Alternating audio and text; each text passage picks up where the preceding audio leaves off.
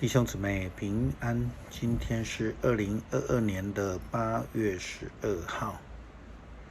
今天的经文是诗篇80篇第1节到第2节，第8节到第19节，以赛亚书第3章第1节到第17节，希伯来书第10章第32节到39节。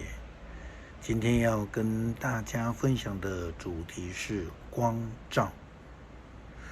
昨天我们谈到了骄傲，骄傲使人盲目，因为骄傲让人看不见周围的危险，使生活陷入混乱，如同创世纪记载的混沌不明。创世纪我们看到了上帝因为在这个世界上看到的是一个混乱，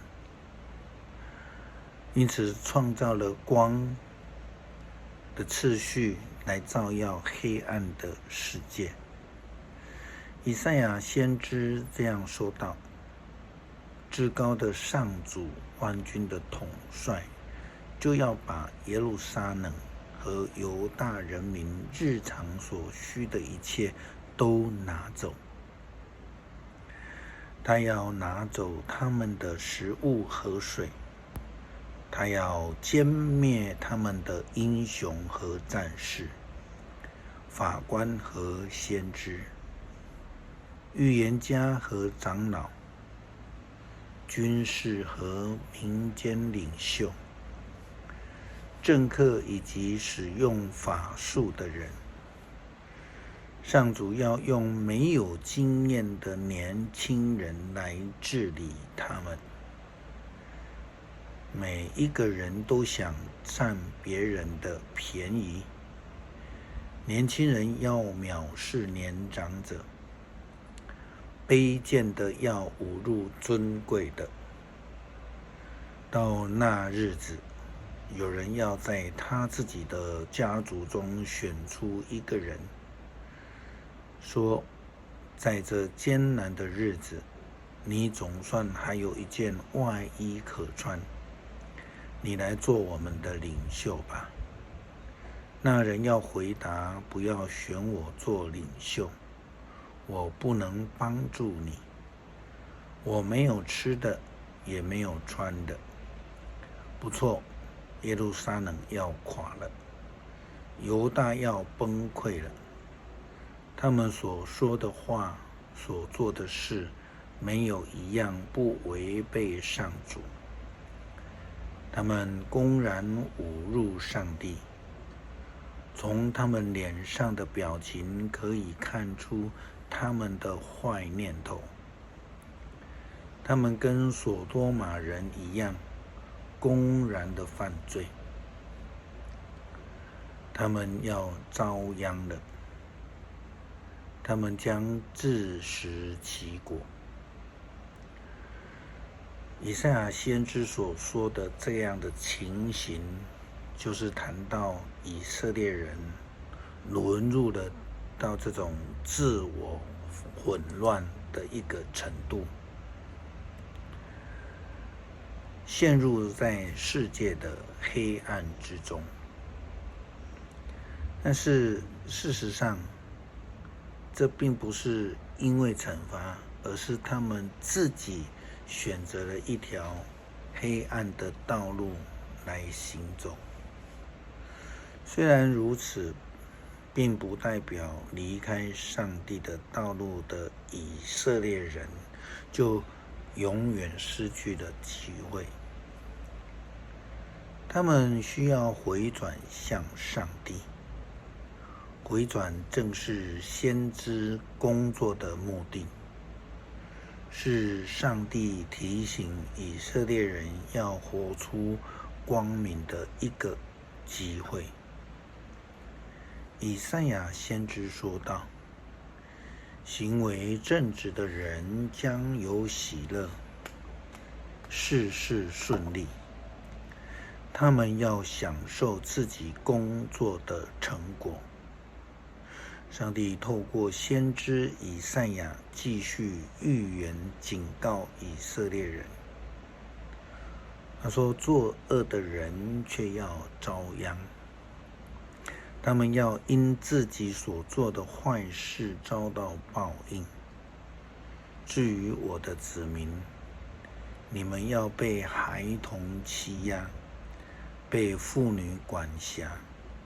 我的子民啊，你们的领袖没有好好的领导你们，以至于你们不知道往哪个方向走。为什么作恶的人会遭殃呢？以赛亚说，他们要因为自己所做的坏事遭到报应，就如同俗语所说的，真的是夜路走多了。总是会遇到一些不好的事情一样。有些人开玩笑说，摸鱼就会摸到大鲨鱼啊。然而上帝仍然没有因为以色列人这样子做就不给他们机会，上帝仍然是给以色列人机会。所以上帝透过先知这样告诉以色列人，要记得以往的日子，上帝光照你们以后，你们遭受许多痛苦，但是并没有在征战中失败。有时候你们当众受人侮辱和虐待，有时候你们跟遭受这些苦难的人站在一边，你们跟囚犯一同受苦。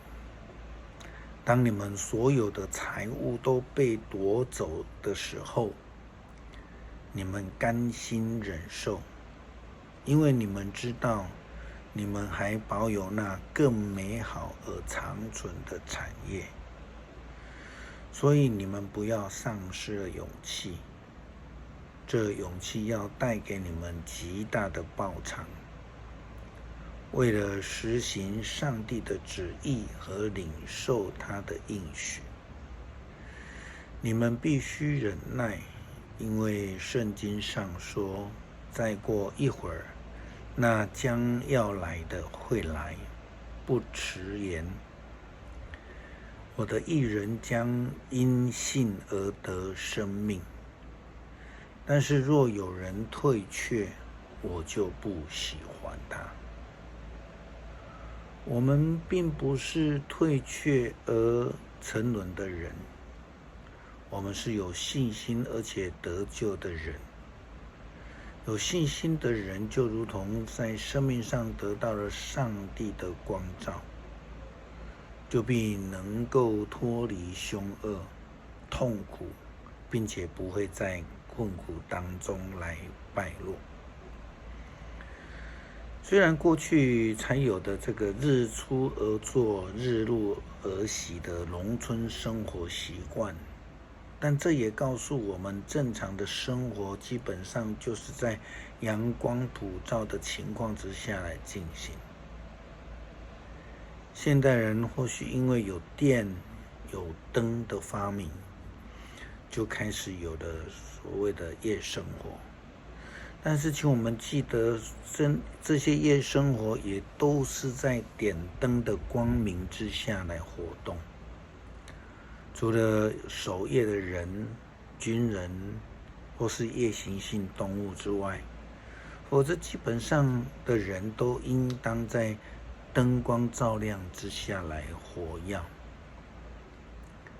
在暗中行事的人，通常我们比喻为生活不正常者。例如我们会说黑道，或者在看见不得光明的这些人。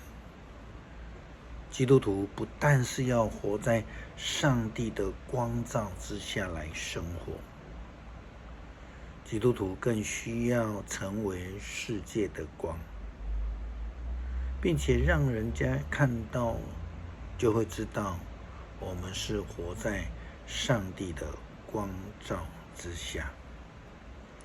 诗篇80篇第1节到第2节，第8节到第19节。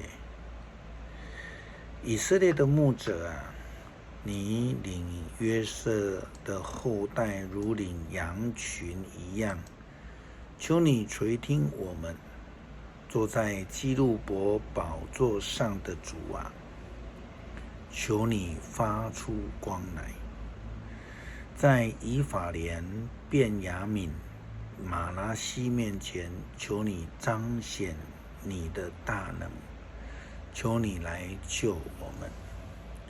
你从埃及带出来的一棵葡萄树，你赶走异族，把这树栽上，你为它开垦了一片土地，它的根深深扎入，且蔓延这地。它的阴影遮盖了群山，它的枝条遮盖了高大的香柏树，树枝伸展到地中海，树根延展到幼发拉底河。你为什么拆掉它的篱笆，任凭过路人偷摘它的葡萄？为什么让林中的野猪来蹂躏它，荒山的野兽来吞吃它？上帝万军的统帅啊，求你回心转意，从天上俯视我们，拯救你的子民。求你来照顾你亲自栽种的葡萄树，就是你培植的这么茁壮的幼树。我们的仇敌砍下这树，把它焚烧了。求你向他们发怒，消灭他们。求你庇护你所建立的国家，保护你为自己所拣选的子民。我们绝对不再背离你，你让我们存活，我们就颂赞你。